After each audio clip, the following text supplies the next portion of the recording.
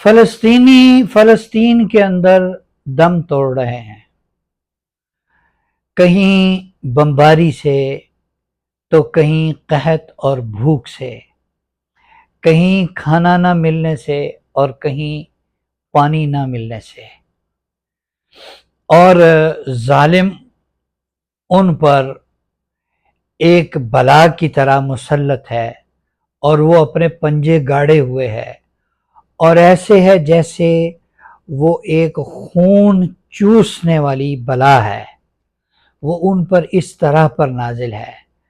پانی اور کھانے کے نام پر انہیں ایک جگہ جمع کرتے ہیں امریکن ادارے، اور پھر اسرائیل کو خبر کرتے ہیں، وہ وہاں پر بمباری کر دیتا ہے اور چن چن کے لوگوں کو مارتا ہے۔ وہ لوگ جو اپنی زندگی کا سامان لینے کے لیے کھانا پانی وہاں جمع ہوتے ہیں، وہ وہاں سے موت لے کر واپس آتے ہیں۔ تو فلسطینی بھی دم توڑ رہے ہیں، فلسطین بھی دم توڑ رہا ہے۔ ہم مسلمانوں کو کہا گیا کہ تم ایک جسم کی طرح ہو، تم ہر مسلمان کا درد محسوس کرو گے، اور یہ ہمارے بنیادی فرائض میں سے ہیں کہ مسلمانوں کو حضور صلی اللہ علیہ وسلم فرمایا تم ایک جسم کی مانند ہو، کہ جسم کے کسی حصے میں تکلیف ہوتی ہے تو سارا جسم بے چین ہوتا ہے۔ آج فلسطینی بے چین ہیں، کیا ہم ان کی بے چینی محسوس کر رہے ہیں؟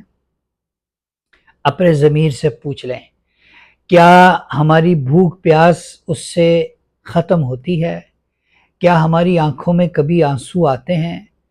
کیا ہم مستقل طور پر کم از کم ان کے لیے کچھ دعا کر رہے ہیں؟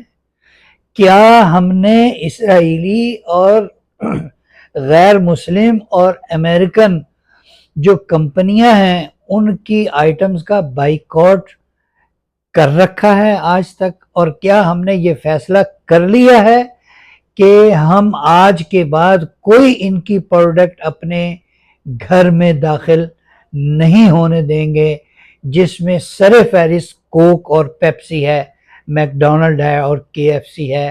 آج وہاں اتنا ہی رش ہے جتنا کہ پہلے ہوتا تھا، اور بلکہ شاید اس سے زیادہ ہو۔ کوک اور پیپسی ویسے ہی بک رہی ہے جیسے کہ پہلے بک رہی تھی۔